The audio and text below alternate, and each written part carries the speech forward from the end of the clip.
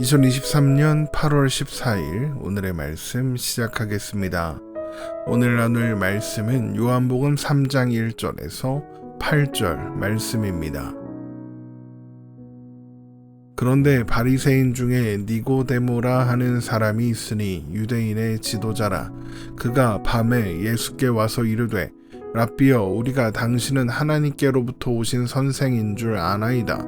하나님이 함께 하시지 아니하시면 당신이 행하시는 이 표적을 아무도 할 수 없음이니이다. 예수께서 대답하여 이르시되 진실로 진실로 내게 이르노니 사람이 거듭나지 아니하면 하나님의 나라를 볼 수 없느니라. 니고데모가 이르되 사람이 늙으면 어떻게 날 수 있사옵나이까? 두 번째 모태에 들어갔다가 날 수 있사옵나이까? 예수께서 대답하시되 진실로 진실로 내게 이르노니 사람이 물과 성령으로 나지 아니하면 하나님의 나라에 들어갈 수 없느니라.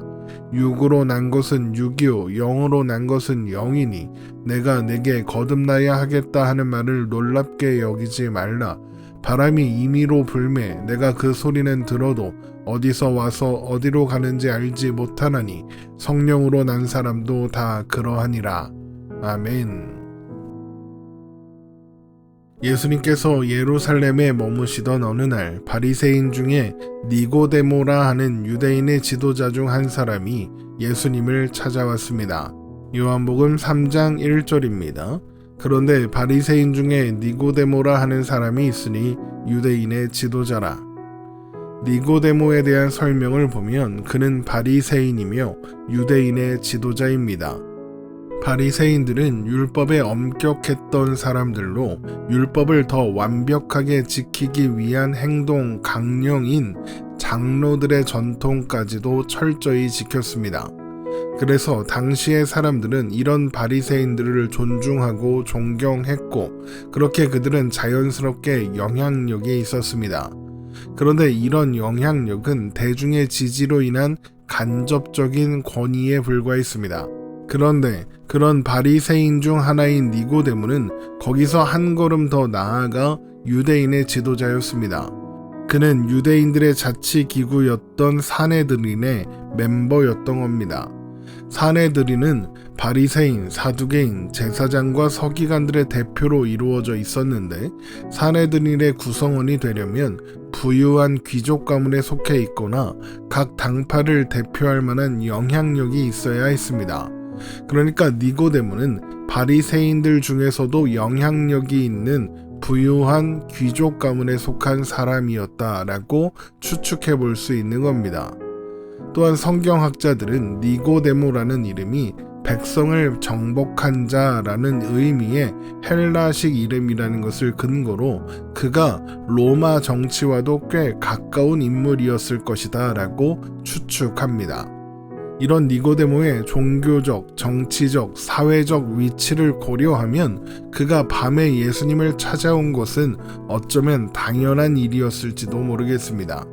니고데모 또한 예수님께서 성전에서 행하신 일을 직접 보았거나 혹은 전에 들었을 것이고 그로 인해 성전과 관련된 유대인의 지도자들이 예수님에 대하여 어떤 견해를 가지고 있었는지도 알았을 테니까요. 그래서 니고데모는 다른 사람들의 눈을 피해 밤에 예수님을 찾아왔던 것입니다. 요한복음 3장 2절입니다. 그가 밤에 예수께 와서 이르되 랍비여, 우리가 당신은 하나님께로부터 오신 선생인 줄 아나이다. 하나님이 함께 하시지 아니하시면 당신이 행하시는 이 표적을 아무도 할 수 없음이니이다. 하지만 요한복음이 그가 밤에 예수님을 찾아왔다는 것을 강조하는 것은 다른 이유가 있습니다.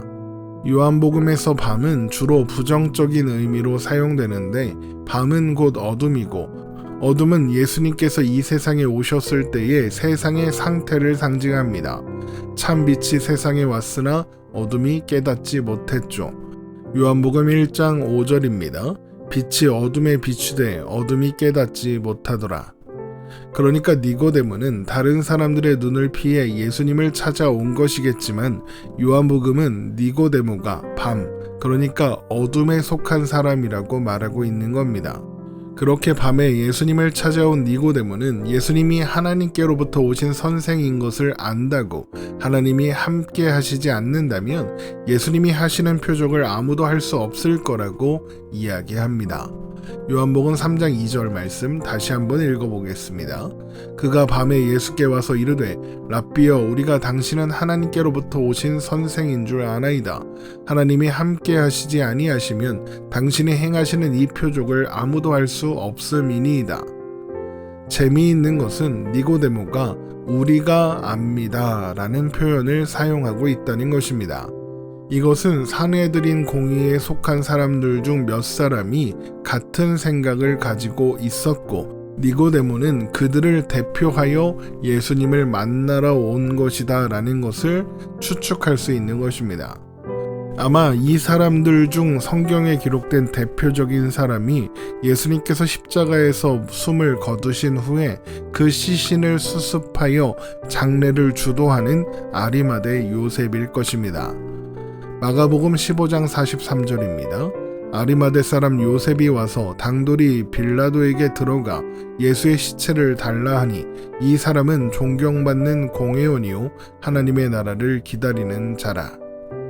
아리마대 요셉이 예수님의 시신을 수습하여 장례를 주도할 때 니고데모도 와서 도운 것으로 보아 그는 니고데모를 대표로 예수님께 보낸 사람들 중 하나였을 것이다. 이렇게 추측하는 겁니다. 유대인의 지도자로서 예수님에 대한 부정적인 여론이 주류인 상황에서 예수님이 하나님께서 보내신 사람일 것이라고 생각하고 그에 대하여 호기심을 갖는다는 것은 그 자체로 놀라운 일입니다. 그러나 그들은 이미 확인했던 것처럼 여전히 밤에 속한 사람들이었습니다. 그들은 예수님이 행하시는 표적을 보고 믿은, 그래서 자신의 욕망을 예수님께 투영하고 있는 많은 사람들과 크게 다르지 않다는 겁니다. 아마도 니고데모에게는 예수님이 이스라엘을 로마의 압제로부터 해방시키고 예루살렘을 회복할 메시아일지도 모른다는 기대가 있었을 것이고, 그래서 예수님이 정말 그런 사람인지 확인하고 싶었을 겁니다. 표적을 보고 예수님을 믿지만 그가 이루시려는 일이 무엇인지는 아직 모르고 있는 것이죠. 하지만 예수님은 그들을 아십니다. 그들의 마음을 아시고 중심을 아시죠. 요한복음 2장 24절에서 25절입니다. 예수는 그의 몸을 그들에게 의탁하지 아니하셨으니 이는 친히 모든 사람을 아심이요 또 사람에 대하여 누구의 증언도 받으실 필요가 없었으니 이는 그가 친히 사람의 속에 있는 것을 아셨음이니라. 그래서 예수님은 니고데모에게 기대하는 대답, 맞다, 내가 메시아다, 이런 대답이 아니라 그가 정말 알아야 할 것을 말씀해 주시는 겁니다. 요한복음 3장 3절입니다. 예수께서 대답하여 이르시되 진실로 진실로 내게 이르노니 사람이 거듭나지 아니하면 하나님의 나라를 볼 수 없느니라. 메시아로 시작되는 하나님 나라를 기대하고 있는 니고데모에게 예수님은 거듭나야, 그러니까 다시 태어나야 하나님 나라를 볼 수 있다 라고 말씀하신 겁니다. 그런데 다시 태어난다는 것은 어떤 의미일까요? 다시 엄마 뱃속에 들어갔다 나와야 한다는 그런 이야기일까요? 시간을 돌려서 태어난 순간부터, 그러니까 처음부터 다시 시작해야 한다, 이런 의미일까요? 이런 질문을 니고데모도 똑같이 합니다. 요한복음 3장 4절입니다. 니고데모가 이르되 사람이 늙으면 어떻게 날 수 있사옵나이까? 두 번째 모태에 들어갔다가 날 수 있사옵나이까? 그러자 예수님은 물과 성령으로 거듭나야 한다고 말씀하십니다. 요한복음 3장 5절입니다. 예수께서 대답하시되 진실로 진실로 내게 이르노니 사람이 물과 성령으로 나지 아니하면 하나님의 나라에 들어갈 수 없느니라. 뭔가 더 어려워진 것 같죠? 그러면 물과 성령으로 거듭난다는 것은 무슨 뜻일까? 먼저 요한복음에서 물은 갈증을 해소함으로써 생명을 유지하는 것이라는 의미가 있습니다. 요한복음 4장 13절에서 14절입니다. 예수께서 대답하여 이르시되 이 물을 마시는 자마다 다시 목마르려니와 내가 주는 물을 마시는 자는 영원히 목마르지 아니하리니 내가 주는 물은 그 속에서 영생하도록 솟아나는 샘물이 되리라. 그러니까 물은 생명을 상징한다. 이렇게 정리할 수 있겠죠. 그런데 요한복음에서 생명은 말씀 안에 있습니다. 요한복음 1장 1절에서 4절입니다. 태초에 말씀이 계시니라. 이 말씀이 하나님과 함께 계셨으니 이 말씀은 곧 하나님이시니라. 그가 태초에 하나님과 함께 계셨고 만물이 그로 말미암아 지은 바 되었으니 지은 것이 하나도 그가 없이는 된 것이 없느니라. 그 안에 생명이 있었으니 이 생명은 사람들의 빛이라. 그래서 물로 거듭난다. 이것은 말씀으로 거듭난다. 이런 의미이며 말씀으로 거듭난다는 것은 말씀이신 예수 그리스도로 말미암아 거듭난다는 의미가 되는 겁니다. 베드로전서 1장 23절입니다. 너희가 거듭난 것은 썩어질 씨로 된 것이 아니요 썩지 아니할 씨로 된 것이니 살아있고 항상 있는 하나님의 말씀으로 되었느니라. 베드로는 우리가 거듭난 것은 썩어질 씨가 아니라 썩지 아니할 씨, 곧 살아있고 항상 있는 하나님의 말씀으로 되었다고 합니다. 그러면 항상 있는 하나님의 말씀이 무엇이겠습니까? 단순히 성경이다 라고 할 수도 있겠지만 말씀이신 예수 그리스도, 항상 우리와 함께 계시는, 항상 살아계시는 예수 그리스도입니다. 성경이 의미 있는 것은 성경이 예수님을 반영하고 있는, 예수님을 담고 있는 책이기 때문입니다. 결국 물로 거듭나야 한다. 이것은 말씀이신 예수님을 통해 거듭나야 한다는 것을 의미하며 거듭남에는 반드시 말씀이 선포되는 일, 곧 복음, 예수 그리스도가 전해지는 일이 있어야 한다는 것입니다. 그런데 물만으로 거듭남이 일어나지 않습니다. 물과 함께 역사하시는 성령님이 계셔야 합니다. 사람에게 말씀이 말씀으로 전달되고 받아들여져서 사람을 거듭날 수 있게 하시는 것이 성령님이시기 때문입니다.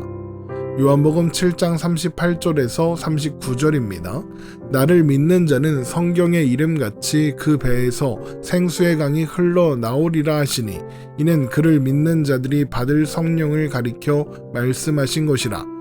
예수께서 아직 영광을 받지 않으셨으므로 성령이 아직 그들에게 계시지 아니하시더라. 그래서 예수님께서 사람이 거듭나지 아니하면 하나님의 나라를 볼 수 없느니라 라고 하신 부분을 공동 번역 성경으로 보면 그러자 예수께서는 정말 잘 들어두어라. 누구든지 새로 나지 아니하면 아무도 하나님의 나라를 볼 수 없다 하고 말씀하셨다 라고 해놓고 누구든지 새로 나지 아니하면 이라고 된 부분에 기억이라는 주석 표시를 해서 그 주석에 위로부터 나지 아니하면 이라고 옮길 수도 있다라고 표기되어 있습니다. 그러니까 거듭나는 것은 위로부터, 하늘로부터, 하나님으로부터 나뉜 것이다. 그러니까 하나님께서 이루시는 일이다 라고 하는 것입니다. 또한 그렇기 때문에 예수님은 육으로 난 것은 육이고 영으로 난 것은 영이다 라고 하시면서 바람이 어디로 와서 어디로 가는지 알지 못하는 것처럼 성령으로 난 사람도 그렇다. 어디에서 왔는지 어떻게 거듭났는지 사람은 알지 못한다 라고 하시는 것입니다. 요한복음 3장 6절에서 8절입니다. 육으로 난 것은 육이요 영으로 난 것은 영이니 내가 내게 거듭나야 하겠다 하는 말을 놀랍게 여기지 말라. 바람이 임의로 불매 내가 그 소리는 들어도 어디서 와서 어디로 가는지 알지 못하나니 성령으로 난 사람도 다 그러하니라. 먼저 육으로 난 것은 육이요 영으로 난 것은 영이라는 것은 거듭난다는 것이 육신에 속한 일이 아니라 영에 속한 일이다 라는 의미입니다. 그리고 바람이 어디서 와서 어디로 가는지 모르는 것처럼 거듭난 사람이 어떻게 거듭났는지 모른다고 하는 것은 거듭남이 하나님께 속한 일이라는 의미입니다. 사람은 바람이 어디서 와서 어디로 가는지 알지 못하지만 하나님은 온 세상의 창조주이시기 때문에 바람의 근원도 아시고 목적지도 아십니다. 거듭난 또한 마찬가지의 일이라는 것이죠. 요한복음 1장 12절에서 13절입니다. 영접하는 자 곧 그 이름을 믿는 자들에게는 하나님의 자녀가 되는 권세를 주셨으니 이는 혈통으로나 육정으로나 사람의 뜻으로 나지 아니하고 오직 하나님께로부터 난 자들이니라. 하나님의 자녀가 되는 권세를 어떻게 받게 됩니까? 어떻게 거듭나서 하나님 나라를 볼 수 있습니까? 오직 하나님께로부터 나야 가능한 겁니다. 사람의 노력, 자격, 조건이 아니라 하나님의 은혜가 이 모든 일을 이루시는 겁니다.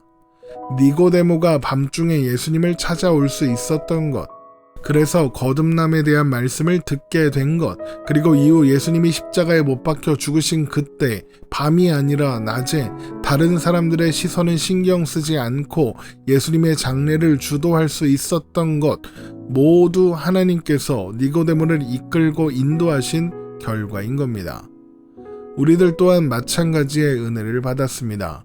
하나님께서 어둠에 앉아있는 우리에게 빛을 비추시고 어둠에서 건져 빛 가운데 거하게 하셨습니다. 그래서 우리는 더 이상 어둠에 속한 존재가 아니라 빛에 속한 존재, 하나님 나라에 속한 존재, 하나님의 자녀라 불리는 존재가 되었습니다. 이것은 하나님이 시작하신 일이기에 또한 하나님께서 반드시 완성하실 것입니다. 내 존재의 한계와 상황이 아니라 시작하셨으며 완성하실 하나님을 바라보고 의지하시기 바랍니다.